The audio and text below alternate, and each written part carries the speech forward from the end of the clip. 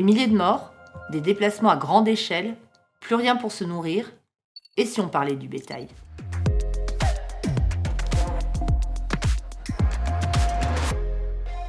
C'est l'une des ressources les plus précieuses pour de nombreuses communautés sur tout le continent africain. Le bétail, c'est pour beaucoup une richesse inestimable. Il a toujours suscité des convoitises, mais aujourd'hui, il constitue un défi sécuritaire majeur en Afrique. Ces dernières années, les crimes liés au bétail augmentent en nombre et en violence. Alors comment lutter contre ce fléau ? On décrypte ensemble. Au Sahel et en Afrique de l'Est, les raids pour voler du bétail ont été, à certaines époques, une façon acceptée d'acquérir des bêtes, de restaurer des troupeaux décimés par la sécheresse et de financer les dots de mariage. En réponse, les jeunes hommes qui défendaient le bétail et le territoire de leur communauté devenaient des guerriers respectés. Mais dans les années 1990 et plus encore ces 10 dernières années, le vol de bétail en Afrique est passé d'une pratique ponctuelle, relativement non violente, avec un petit nombre de têtes concernées, à un crime organisé et à grande échelle. Alors, où ces crimes liés au bétail sont-ils actuellement les plus répandus ?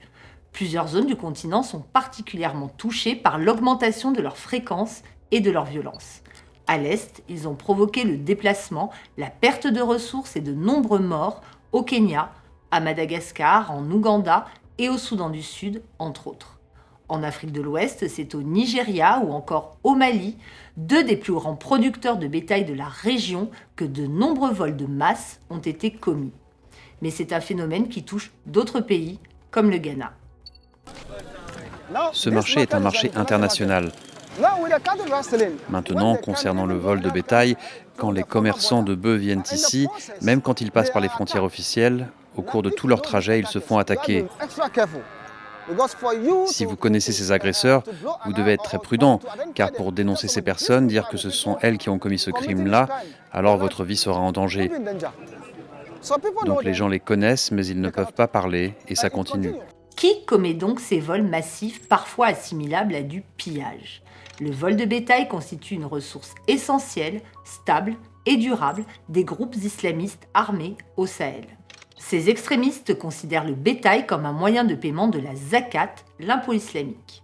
La revente des troupeaux passe par des circuits parfois légaux comme les grossistes en bétail ou les bouchers locaux. Les revenus générés financent ensuite l'achat de véhicules, de carburant ou d'armes. En fait, c'est toute une économie de guerre totalement illicite qui s'est développée avec des réseaux parallèles de trafic et de contrebande.